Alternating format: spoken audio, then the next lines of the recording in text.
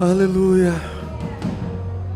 Tenham a mesma atitude demonstrada por Cristo Jesus.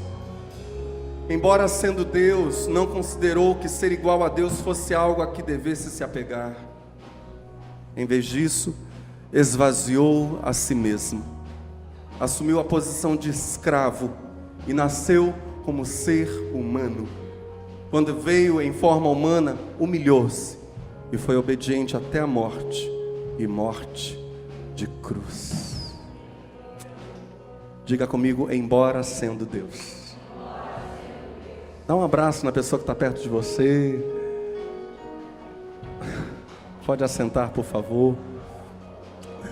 Aos nossos convidados, desde já, sintam-se muito à vontade em nosso meio. Nossa oração é que saiam daqui ricamente abençoados, abençoadas, em nome de Jesus.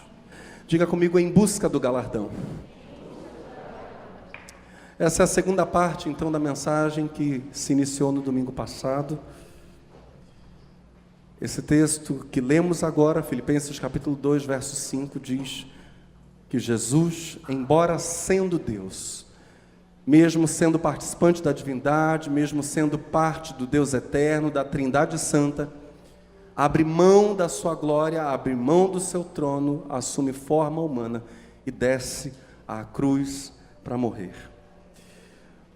Em João 17, verso 4, a Bíblia diz, palavras do Senhor Jesus na sua oração sacerdotal: eu glorifiquei-te na terra. Jesus está numa conversa com o Pai diante dos discípulos e alguém está registrando essa oração.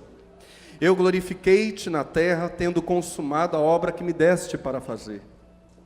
E agora glorifica-me tu, ó Pai, junto de ti mesmo, com aquela glória que tinha contigo antes que o mundo existisse.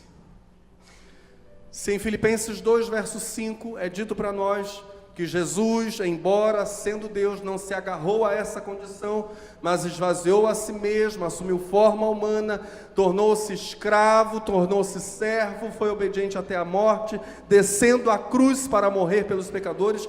Também é verdade que em João 17, sua oração diante dos discípulos, pouco antes de ele ir para os julgamentos que culminariam com a cruz, ele ora dizendo: Pai, havia uma glória antes da criação do mundo, na qual juntos estávamos, da qual juntos comungávamos. Pai, eu quero de volta aquela glória. Nós vimos no domingo passado que o galardão dos salvos, daqueles que se entregam a Cristo, daqueles que se dispõem a segui-lo, que recebem o perdão dos seus pecados e a salvação, a vida eterna, o galardão dos salvos, na verdade, é o galardão do próprio Cristo. E o plano final de Cristo é o desejo final dos salvos. Aquilo que está no coração de Cristo é a ressurreição e a glorificação dos salvos, a perfeição moral, a perfeição espiritual. Isso está no coração de Cristo e isso passa a queimar no coração do salvo. O salvo passa a desejar isso depois que ele se encontra com Cristo. O grande dia em que a morte não terá mais poder nenhum, porque todos os salvos em Cristo Jesus ressuscitarão para a vida eterna. O grande dia em que o pecado não terá mais força nenhuma, em que o mal não terá mais força alguma, em que a enfermidade deixará de existir.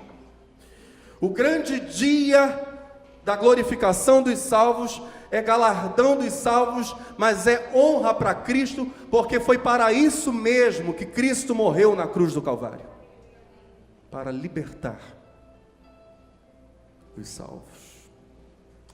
Mas o galardão ou recompensa de Cristo, preste muita atenção, que é o retorno dessa glória para a humanidade, é o retorno do próprio Cristo a essa glória, a esse trono que ele tinha com o Pai, no qual estava com o Pai antes de o mundo existir. Esse galardão de Cristo não foi para Cristo receber algo novo, não foi a recepção de algo novo, mas foi voltar a ter o que antes da criação do mundo já era seu. Cristo morreu na cruz do Calvário? Sim. Ao terceiro dia ele voltou a viver, ressuscitou dentre os mortos. 40 dias depois, diz a Escritura, Atos, vai nos narrar essa história. 40 dias depois da sua ressurreição, Cristo foi assunto aos céus, subiu aos céus. Sim? Sim, é verdade. Entretanto, quando ele retorna para ter de volta a glória, para ele isso não é novo, ele já conhecia essa glória. Antes da encarnação, diz Paulo aos Filipenses, Cristo reinava nos céus com seu Pai. A encarnação exige justamente que Jesus deixe para trás o trono. A encarnação, na verdade, tinha como propósito que ele, como diz Paulo no outro trecho, se fizesse maldição em nosso lugar, descendo até a cruz. Mas a recompensa de Cristo, o retorno da glória para ele, ou o retorno à glória do Pai, para ele não é algo novo. Antes de prosseguir nesse pensamento, eu quero contar uma história narrada por Sadhu Sundar Singh, carinhosamente chamado de o apóstolo dos pés sangrentos. O homem que pregou o evangelho no Himalaia. Em 1921, conta Sadhu, houve um incêndio numa floresta do Himalaia. Enquanto a maioria do povo se dedicava ansiosamente a apagá-lo, vi muitos homens que miravam fixamente uma árvore. Madeira é um bom alimento para o fogo. Que estão olhando, disse Sadhu Sundar Singh. Eles apontaram aqueles homens presos na árvore, cujos galhos naquele momento começavam a arder, a se incendiar, um ninho de passarinhos. Em torno daquele ninho, uma avezinha voava desesperada. As pessoas daquele vilarejo disseram para Sadhu: nós gostaríamos de poder salvar o ninho, mas é impossível nós nos aproximarmos por causa do fogo. Minutos depois, as chamas devoraram aquele ninho na árvore. E enquanto o ninho era devorado pelo fogo, Sadhu Sundar Singh pensou: agora a mãe fugirá.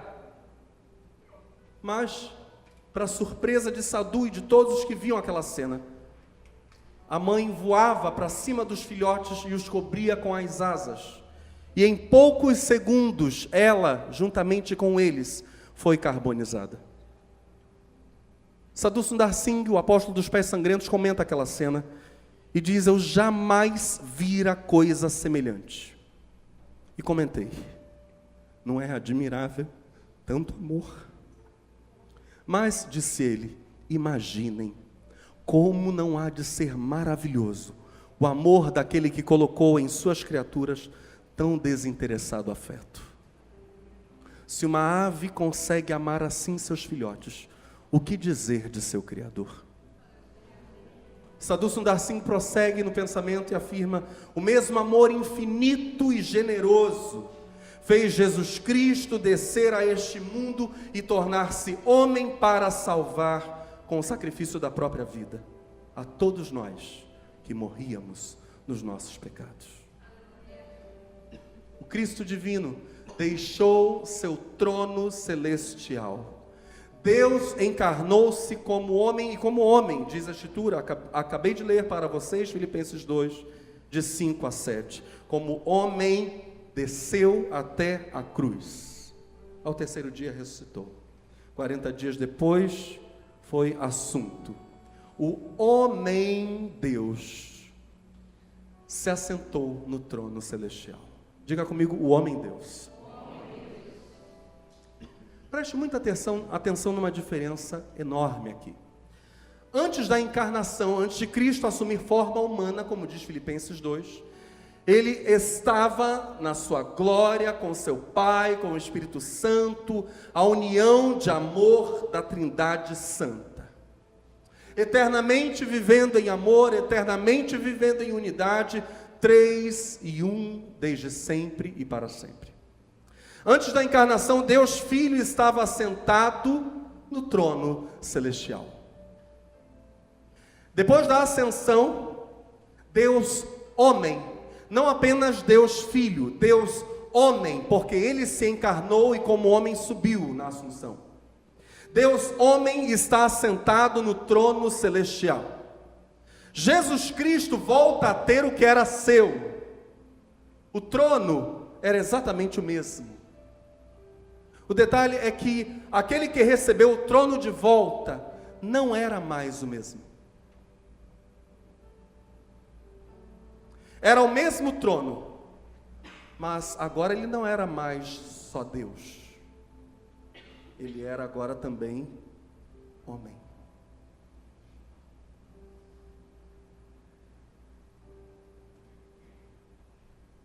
O trono de Deus pertence a Deus Filho. Nós diríamos isso no passado, antes da encarnação. Desde a ascensão de Cristo, nós passaremos a dizer e a anunciar: o trono de Deus pertence ao homem Deus.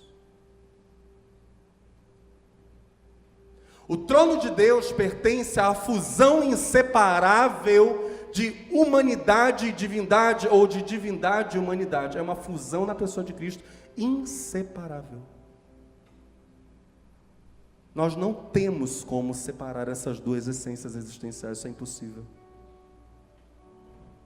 A ressurreição de Cristo, por causa disso mesmo, é uma afirmação poderosíssima da graça de Deus. Em Jesus Cristo, céus e terra tornam-se uma unidade gloriosa. Em Cristo não há mais distância de céu e terra. Em Cristo, na encarnação de Cristo, Deus inclui os salvos, os seus filhos, na sua divindade. Pedro vai falar isso com todas as letras na sua primeira epístola.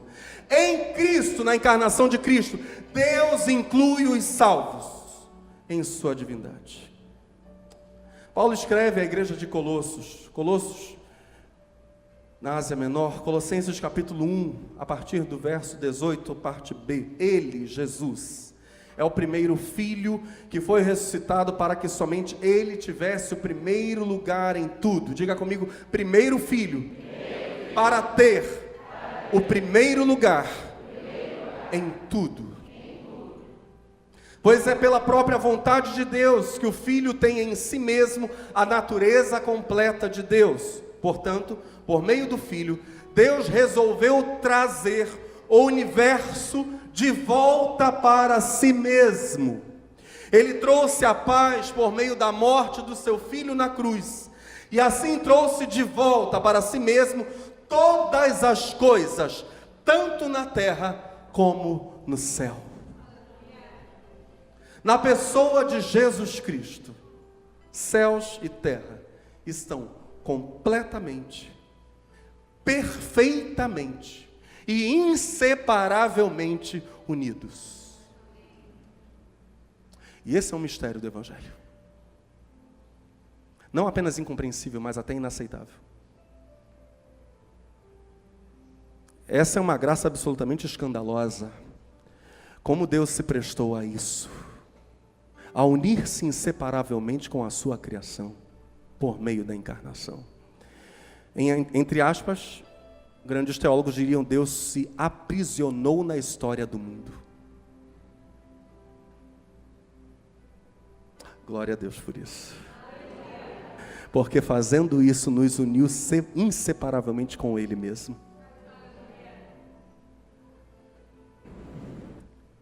O Cristo glorificado na ressurreição e na coroação celestial, além de ser a união perfeita de céus e terra numa só pessoa, e por causa disso mesmo Ele é o único mediador entre Deus e os homens.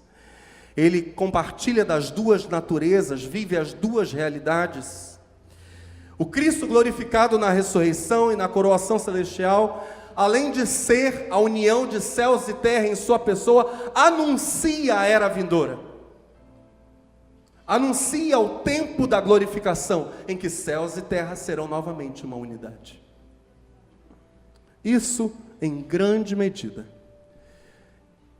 em Jesus Cristo está anunciado como um retorno ao Gênesis. No jardim do Éden, antes da queda, a perfeita unidade de todas as realidades salta aos olhos. Se nós olharmos para os primeiros capítulos de Gênesis, nós vamos ficar maravilhados, dizendo: meu Deus, não tem distância aqui entre nenhum dos elementos da existência? Não, não há. Por exemplo, coisas que para nós seriam surpreendentes, ali eram absolutamente comuns.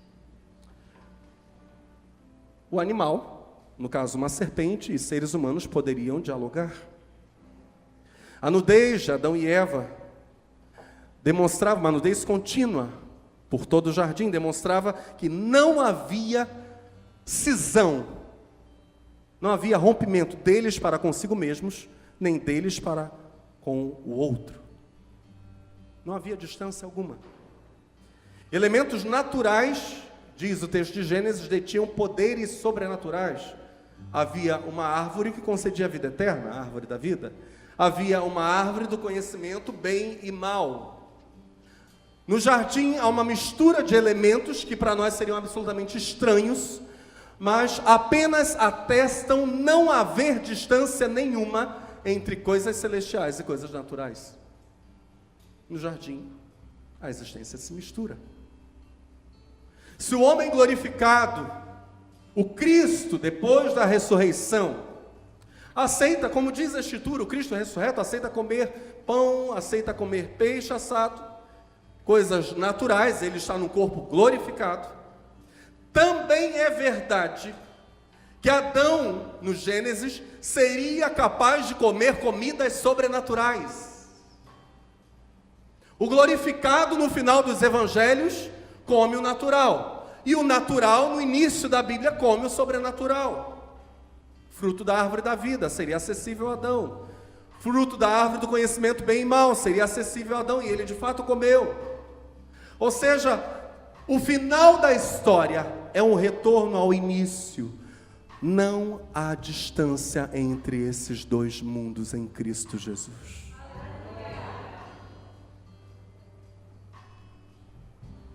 Há um indicativo até da presença do próprio trono de Deus no Éden.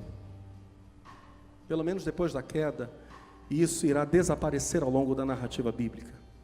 Gênesis 3 diz para nós: o Senhor Deus expulsou o homem do jardim do Éden e fez com que ele cultivasse a terra da qual havia sido formado. Deus expulsou o homem e no lado leste do jardim pôs os querubins. Diga comigo, querubins. Fato é que os querubins, diz a Escritura em outros diversos textos, são seres celestiais com uma função muito específica nas Escrituras. Eles são guardiães da presença imediata de Deus. Agora o detalhe, estando sempre na Escritura, sempre ligados diretamente ao trono de Deus. Por exemplo, segundo Samuel capítulo 6, verso 2, levantou-se Davi e partiu com todo o povo que tinha consigo para Baalim de Judá, para levarem dali para cima a arca de Deus, sobre a qual se invoca o nome do Senhor dos exércitos, diga comigo, que se assenta entre os querubins. Há até o indicativo do trono de Deus no Éden. Tamanha união dos mundos ali. Se o mundo do primeiro Adão era assim unido, sem qualquer barreira entre coisas naturais entre si, ou entre coisas naturais e coisas celestiais, na pessoa de Jesus Cristo, toda a criação, todas as coisas voltam a ser uma unidade de amor, perfeitamente unidas a Deus. Esse é o mistério do fim.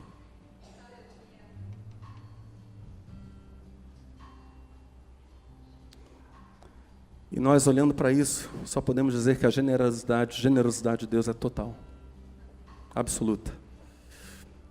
Deus não vai sair do trono, preste atenção. Deus não sairá do trono, mas, como disse o Senhor Jesus nas cartas lá do Apocalipse, no início do livro, Deus compartilhará o trono com os fiéis. Se na exaltação de Cristo, Deus Filho é Senhor sobre todos, também é verdade que o homem Deus é Senhor sobre todos. Toda a criação está sujeita a Deus, no fim. E toda a criação está sujeita ao homem glorificado. Essas coisas são inseparáveis. Eis um dos porquês de Paulo afirmar que os salvos serão juntamente glorificados na ressurreição. Não há quem seja glorificado antes dos outros. É lógico. Se os que morreram antes de nós, os salvos, os fiéis, tivessem sido glorificados, salvos reinariam sobre salvos. Não. A Bíblia deixa claro que todos os salvos juntos reinarão sobre toda a criação, do modo como Adão e Eva e seus descendentes reinariam sobre o mundo inteiro, sobre toda a criação, antes da entrada do pecado no mundo. Juntos, os salvos serão transformados, diz Paulo. No momento, num abrir e fechar de olhos ao soar da última trombeta. Eu vou ler esse texto. 1 Tessalonicenses, capítulo 4, versos 14 a 17. Juntos, diga comigo, juntos, na glorificação. Porque se cremos que Jesus morreu e ressuscitou, assim também aos que em Jesus dormem, Deus os tornará a trazer com Ele. Dizemos-vos, pois, isto pela palavra do Senhor, que nós, os que ficarmos vivos para a vinda do Senhor, não precederemos os que dormem. Porque o mesmo Senhor descerá do céu com alarido e com voz de arcanjo e com a trombeta de Deus, e os que morreram em Cristo ressuscitarão primeiro. Depois nós, os que ficarmos vivos, seremos arrebatados juntamente com eles nas nuvens. É glória juntos. Juntamente com eles nas nuvens, a encontrar o Senhor nos ares, e assim estaremos sempre com o Senhor. Paulo similarmente escreve aos Coríntios na primeira carta, capítulo 15, versos 51 a 58. Eis aqui vos digo um mistério. Na verdade, nem todos dormiremos, mas todos seremos transformados. No momento, no abrir e fechar de olhos ante a última trombeta, porque a trombeta soará e os mortos ressuscitarão incorruptíveis e nós seremos transformados. Portanto, meus amados irmãos, sede firmes e constantes, sempre abundantes na obra do Senhor, sabendo que o vosso trabalho não é vão, não é sem propósito no Senhor. Nesse ponto precisamos ir ao Evangelho de Mateus. Em Mateus capítulo 20, de 1 a 16, nós temos a parábola dos trabalhadores na vinha. Essa parábola também é chamada, e eu prefiro essa nomenclatura, de parábola do Senhor compassivo, um Senhor cheio de compaixão. Para entendê-la, contudo, nós precisamos retornar para o capítulo 19 de Mateus, senão nós não alcançamos o que Jesus está dizendo no capítulo 20.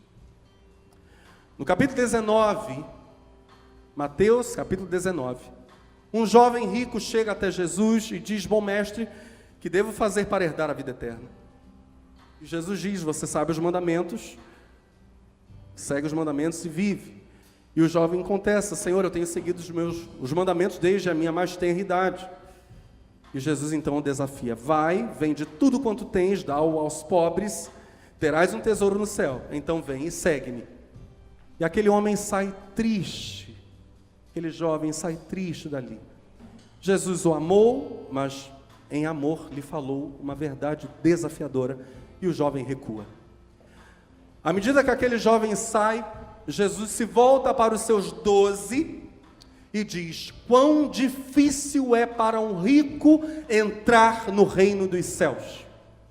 E os judeus, todos os seus 12 discípulos eram judeus, os 12 eram judeus, olham para Jesus e dizem, então, quem há de se salvar? Porque na mente de um judeu, riqueza financeira era um sinal da bênção e da aprovação de Deus. Eles dizem, então, quem vai se salvar, Senhor? E Jesus diz, para os homens isso é impossível, mas para Deus nada é impossível. Detalhe, fica subentendido aí, olha só, que se alguns alguns seres humanos não conseguiriam abrir mão de riquezas para servir a Deus e a Cristo, o que está subentendido é que Deus mesmo, por vezes, se encarregaria de tirar dessas pessoas as riquezas para poder salvá-las. O que era impossível para aquele jovem foi abrir mão da riqueza. Para Deus nada é impossível. Amém? Pedro, aí vai dizer para Jesus, no verso 27 do capítulo 19 de Mateus, eis que nós tudo deixamos e te seguimos, que será pois de nós? Então Pedro diz, Senhor, se é difícil para um rico entrar no reino dos céus, se por vezes Deus vai tirar coisas das pessoas para elas poderem finalmente descobrir que coisas não salvam, e nós que abrimos mão de tudo para seguir o Senhor, qual vai ser a nossa recompensa, qual será o nosso destino? Para essa pergunta, Jesus começa uma fala que irá culminar com a parábola do Senhor compassivo. Então Jesus está diretamente respondendo a essa pergunta de Pedro. E nós? O que será feito de nós? Jesus respondeu, estamos juntos? Eu afirmo a vocês que isto é verdade. Quando chegar o tempo em que Deus vai renovar tudo e o Filho do Homem se sentar no seu trono glorioso, o Filho do Homem é o próprio Cristo, um título que ele pega lá da profecia de Ezequiel e atribui a si próprio. Vou voltar na leitura. Eu afirmo a vocês que isso é verdade. Quando chegar o tempo em que Deus vai renovar tudo e o Filho do Homem se sentar no seu trono glorioso, vocês, os meus discípulos, também vão sentar-se em 12 tronos, e aqui a fala é bem específica, historicamente específica, para julgar as 12 tribos do povo de Israel. Agora Jesus entra numa fala geral. E todos os que, por minha causa, deixarem casas, irmãos, irmãs, pai, mãe, filhos ou terras, receberão 100 vezes mais, e também a vida eterna. Muitos que agora são os primeiros, serão os últimos, e muitos que agora são os últimos, serão os primeiros. Jesus disse, o reino do céu é como o dono de uma plantação de uvas, que saiu de manhã bem cedo, para contratar trabalhadores para a sua plantação. Ele combinou com eles o salário de costume, isto é, uma moeda de prata por dia, em muitas bíblias um denário, a diária de um trabalhador braçal, uma moeda de prata. Ele combinou com eles o salário de costume, isto é, uma moeda de prata por dia, e mandou que fossem trabalhar na sua plantação. Às 9 horas saiu outra vez, então havia saído de madrugada. Às 9 horas, aproximadamente, muitas bíblias apresentam como terceira hora, na contagem do tempo, tipicamente judaica. Às 9 horas saiu outra vez, foi até a praça do mercado e viu ali alguns homens que não estavam fazendo nada. Então disse, vão vocês também trabalhar na minha plantação de uvas, e eu pagarei o que for justo. Agora, para esse segundo grupo, o senhor da vinha não diz quanto irá pagar. Para os primeiros ele diz, ajusto com vocês uma moeda de prata ou um denário, a diária de um trabalhador. Para os segundos ele diz, pagarei a vocês aquilo que é justo. E eles foram, diz o verso 5. Ao meio-dia e às 3 horas da tarde, o dono da plantação fez a mesma coisa com outros trabalhadores. Ou seja, ele vai à praça em busca de pessoas disponíveis para trabalhar na sua vinha, encontra algumas pessoas e as leva para trabalhar. Eram quase 5 horas da tarde. O detalhe é que uma diária de um trabalhador braçal se encerrava no pôr do sol, aproximadamente às 6 da noite, fim de todo expediente em Israel. Eram quase 5 horas da tarde quando ele voltou à praça. Viu outros homens que ainda estavam ali e perguntou: por que vocês estão o dia todo aqui sem fazer nada? A resposta deles é: porque ninguém nos contratou, responderam eles. Ou seja, aqueles homens queriam trabalhar. Não queriam ir para casa, não queriam que anoitecesse, eles chegassem em casa de mãos vazias. Eles queriam, porque o costume era pagar a diária, ou pagar diariamente, eles queriam chegar em casa com algo. Eles dizem: ninguém nos contratou. Então ele disse: vão vocês também trabalhar na minha plantação. Jesus prossegue na parábola. No fim do dia, ele disse ao administrador, ou seja, aquele homem tinha um funcionário. Estranho esse dado no meio da parábola. No fim do dia ele disse ao administrador: chame os trabalhadores e faça o pagamento, começando com os que foram contratados por último e terminando pelos primeiros. Os que foram contratados por último trabalharam 1 hora. Comece pagando a esses, diz o dono da vinha. Os homens que começaram a trabalhar às 5 horas da tarde receberam 1 moeda de prata cada um, a diária de um trabalhador, como se tivessem trabalhado o dia inteiro. Então os primeiros que tinham sido contratados pensaram que iam receber mais, porém eles também receberam 1 moeda de prata cada um. Pegaram o dinheiro e começaram a resmungar contra o patrão, dizendo: estes homens que foram contratados por último trabalharam somente 1 hora, mas nós aguentamos o dia todo debaixo deste sol quente. No entanto, o pagamento deles foi igual ao nosso. Aí o dono disse a um deles: escute, amigo, eu não fui injusto com você.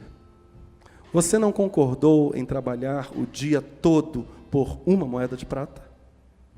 Pegue o seu pagamento e vá embora, pois eu quero dar a este homem, que foi contratado por último, o mesmo que dei a você. Por acaso não tenho o direito de fazer o que quero com o meu próprio dinheiro?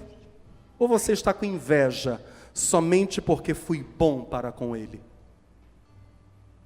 E Jesus terminou dizendo: assim, aqueles que são os primeiros serão os últimos, e os últimos serão os primeiros.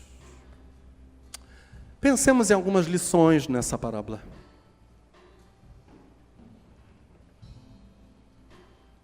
Porque pessoas que trabalharam diferentes durações de tempo. Uns trabalharam 12 horas, das 6 da manhã até as 6 da noite. Outros trabalharam 9 horas, das 9 às 6 e por aí vai. Porque todos recebem o mesmo prêmio no final do serviço. Há um princípio oculto aqui. Todos esses homens estavam na praça à espera de um emprego. Quando o Senhor chega à praça, na parábola de Jesus, o dono da vinha chega à praça e diz: ei, estou dando uma oportunidade para você trabalhar. Faço a pergunta: o que é mais honroso, ter um emprego ou estar desempregado? É lógico. O que está oculto aqui é que o próprio trabalho na vinha do Senhor já é uma honra, já é um galardão. Temos aqui alguém que serve a Cristo? Isso já é honroso. Oh Jesus, eu estou há 30 anos servindo ao Senhor, estou há 30 anos no caminho, chega o ladrão na cruz, aos 45 do segundo tempo, e diz: Senhor, lembra-te de mim quando entrares no teu reino. E Jesus olha para ele e diz: hoje mesmo estarás comigo no... Ok, não inveja o ladrão na cruz, ele é que deve invejar você. Porque estar na vinha do Senhor é um galardão, é uma honra, é um privilégio. É melhor estar empregado, é melhor estar na vinha do Senhor do que estar ocioso. Segunda verdade: qual empregador em sã consciência irá 5 vezes num dia? Ele foi 5 vezes. 5 vezes num dia para uma praça onde se reúne gente desempregada, para tirar essas pessoas da condição humilhante. Nós temos aqui pessoas que são administradores, temos empresários aí. Qualquer minimamente organizado administrador sabe, tem uma noção de quantos trabalhadores ele vai precisar para o empreendimento que ele está fazendo. Se é colheita na vinha, se é uma tarefa qualquer, outra tarefa, não sabemos, não é dito o que eles vão fazer na vinha. É claro que um administrador sabe de quantos trabalhadores ele precisa. Ele não está ali por causa de si. Ele está ali por causa deles. 5 vezes ele vai à praça, debaixo do sol quente, como dizem os trabalhadores da última hora. 5 vezes ele vai, porque ele é um Senhor compassivo, chamando pessoas. Venham para o meu reino. É disso que Jesus está falando. Venham para o meu reino, sai dessa vida vazia de sentido, vem para o meu reino, vem trabalhar, vem ver o que eu faço, vem ver como é que os campos são lindos, vem! É surpreendente que no meio da história, é dito para nós que aquele dono da vinha tinha um administrador, tinha um funcionário. Ora, se ele tinha um funcionário, para que ele mesmo foi 5 vezes na praça contratar os desempregados? De novo, o motivo só pode ser porque ele mesmo queria demonstrar sua graça. Mesmo tendo um empregado ou vários, é ele quem vai. Deus não mandou o recado, ele mandou seu filho. Jesus veio. Jesus veio para morrer na cruz em nosso lugar. Ele foi para o local público. Ele veio para essa praça do mundo, expor-se diante de todos, debaixo do sol quente da Palestina, apenas por amor. Há um dado inusitado aqui. Por que ele não começou pagando os trabalhadores que trabalharam mais tempo? Se ele começa pagando os homens que começaram a trabalhar na vinha de madrugada, não haveria reclamação, porque eles não veriam os outros recebendo salário, eles receberiam o salário e iam embora. Esse era o costume. Recebe e vai. Os que chegaram de madrugada receberiam 1 denário, felizes da vida, que o Senhor combinou, ele cumpriu, fez, pão, vão embora. O pessoal das 9 horas da manhã recebe o salário, felizes da vida, estão surpresos porque estão recebendo dia inteiro, sem terem trabalhado o dia inteiro, e vão embora. Pessoal do meio-dia, pessoal das 3, pessoal das 5, então ia soltar fogos. Na época não existia, mas se existisse, soltariam fogos. Negócio incrível, a gente trabalha 1 hora e recebe o dia inteiro. Uau! Não. Ele não começa pagando os trabalhadores que trabalharam mais tempo. Ele quer justamente ensinar a todos eles sobre a graça. E é por isso que Jesus está contando esta parábola, depois que Pedro pergunta: nós deixamos tudo para te seguir, qual será nosso destino? E a resposta implícita de Cristo nessa história é: o mesmo destino de todos os salvos. Quantas horas vocês trabalharam? A questão é: para quem vocês trabalharam?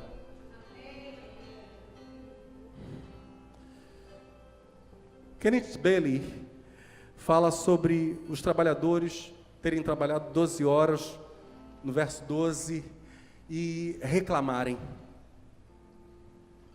Eles ficam insatisfeitos porque trabalham tanto tempo e recebem o mesmo que aqueles que trabalharam 1 hora recebem. Kenneth Bailey comenta o seguinte sobre essa fala deles, essa reclamação deles no verso 12 de Mateus 20. O clamor deles, diz Bailey, não é o clamor dos mal pagos.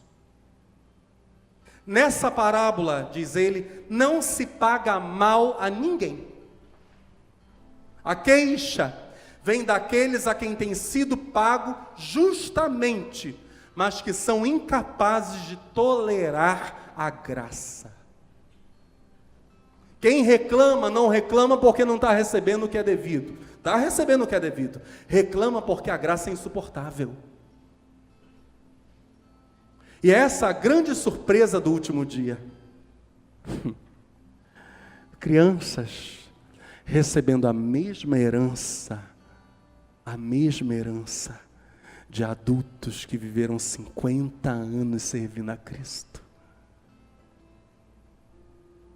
Esse é o mistério da graça. Deus é generoso. Deus é bom. O que Ele dará para aqueles que serviram 50 anos fielmente ao Senhor é assentar-se com Cristo no seu trono e reinar sobre toda a criação. Só isso. O que Ele dará para crianças que o amarem, deixai vir a mim os pequeninos. Eu imagino aquela cena como uma cena espetacular. Eu estou falando de dois textos aqui ao mesmo tempo. Um é quando os discípulos querem afastar as crianças de Jesus, Jesus as abençoa e diz, deixai vir a mim. E o outro é a entrada triunfal de Jesus, quando os mestres da lei dizem, mestre, manda essas crianças pararem de gritar, porque as crianças simplesmente acompanham Jesus, vão até o templo, pátio do templo, e começam a pular, a gritar e a dizer, Hosana ao filho de Davi, que vem em nome do Senhor, Hosana nas alturas. E os religiosos ficam incomodadíssimos com aquilo. Eles querem formalidade. Quanta aparência. Com as suas vestes sacerdotais, nas quais havia até partes de ouro puro, ouro fino de Ofir. Tão elegantes, poderosos. Aquilo para Jesus não valia um centavo furado. O que valia era a sinceridade dos pequeninos. E Jesus diz, parem com esse bafafá bobo aí de vocês. Se estes se calarem, as pedras clamarão. Era para toda a criação estar vibrando. Aliás, as pedras daqui a pouco iriam clamar. 5 dias depois, a Bíblia diz, na crucificação do Senhor, porque a entrada triunfal é 5 dias antes da crucificação. 5 dias depois, a Bíblia vai dizer para nós que haveria um terremoto. As pedras iriam clamar, exaltando ao Senhor. Agora, nós temos pessoas que não conseguem suportar a graça de Deus. O mesmo Cristo quer salvar a todos, quer dar para todos a mesma, única e gloriosa recompensa, a vida eterna. É isso que Ele quer dar a todo que nele crê.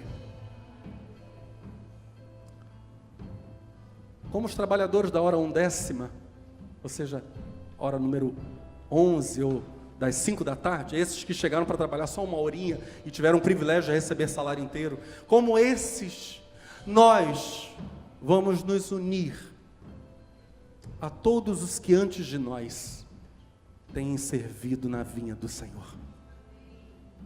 Amém, igreja? Eu vou repetir. Como os trabalhadores da hora 1/10, das 5 da tarde, unamo-nos àqueles que antes de nós têm servido na vinha do Senhor. Os trabalhadores que chegam às 5 unem-se a um grupo que já está lá. Alguns já estão cansados, está quase terminando o expediente. Todos vão receber a recompensa. Unamo-nos a esses que estão antes de nós. Entremos no gozo da salvação. Alguns de nós, talvez, ainda não tenhamos dito para Cristo, Senhor, perdoa os meus pecados, salva a minha vida, eu quero te seguir, salva-me, dá minha vida eterna. Esta é a noite, este é o dia da salvação. É hoje.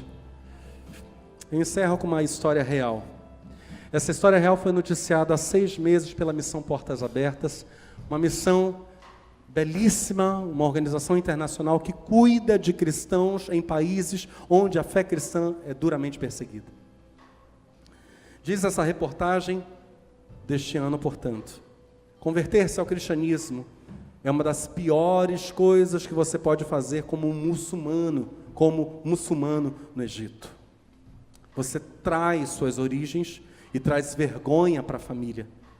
Na família de Mostafá, um primo se converteu. Olha o que vai acontecer. Foi uma longa jornada da vila da família até a capital, o Cairo. Mas Mostafá não teve problemas em viajar tanto tempo, porque estava satisfeito com a honrável tarefa que a família lhe dera. Um primo dele havia se convertido, ele faz uma longa viagem para cumprir uma tarefa que a família muçulmana lhe deu. Qual era a tarefa? Quando ficaram sabendo que Mohammed, o primo de Mostafá, foi flagrado em uma igreja e que poderia ter se tornado cristão, Mostafá foi enviado para o investigar e, caso fosse verdade que o primo Mohammed havia se convertido, matá-lo. Ele está fazendo uma viagem para constatar se o primo se havia convertido e, se isso fosse verdade, matá-lo. Ele seguiu o primo, que aliás estava visitando uma igreja. Enquanto Mostafá esperava o culto acabar, percebeu uma coisa estranha. As palavras que eram faladas naquele culto, as orações, a adoração da igreja, não o incomodaram, não o desagradaram como ele mesmo esperava. Ao invés disso, as canções o tocaram tão profundamente que, esperando o culto acabar, as lágrimas de Mostafá começaram a descer. Um muçulmano esperando para talvez matar o próprio primo. Ao invés de um primo irado, foi um homem com lágrimas nos olhos que Mohammed viu. E Mostafá disse: eu vim para te espiar e ver se você realmente tinha se tornado um cristão. Eu deveria informar para nossa família o que eu vi, mas eu não posso, porque eu acho que talvez você tenha feito a escolha certa. Você pode me falar mais? Por que você deixou o islamismo para seguir a Cristo?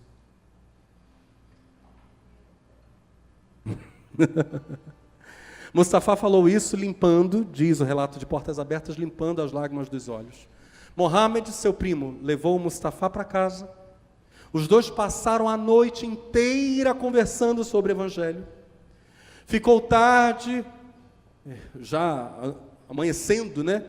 Mostafá decidiu passar mais tempo na casa do primo Mohammed. Na outra noite teve um sonho. Olha o sonho dele. Viu Jesus na cruz, olhando para ele e dizendo: eu fiz tudo isso porque eu te amo. E eu quero que você seja livre dos seus pecados. Eu quero. Quando amanhece o dia, Mostafá disse para Mohammed o que vê no sonho, pediu para o primo orar por ele, pela sua salvação. Na oração, eu vou ter que tirar o microfone. Na oração, Mostafá chorava e gritava para Deus: Senhor, eu planejei matar meu primo, teu seguidor, mas agora eu mesmo estou preparado para dar minha vida por ti.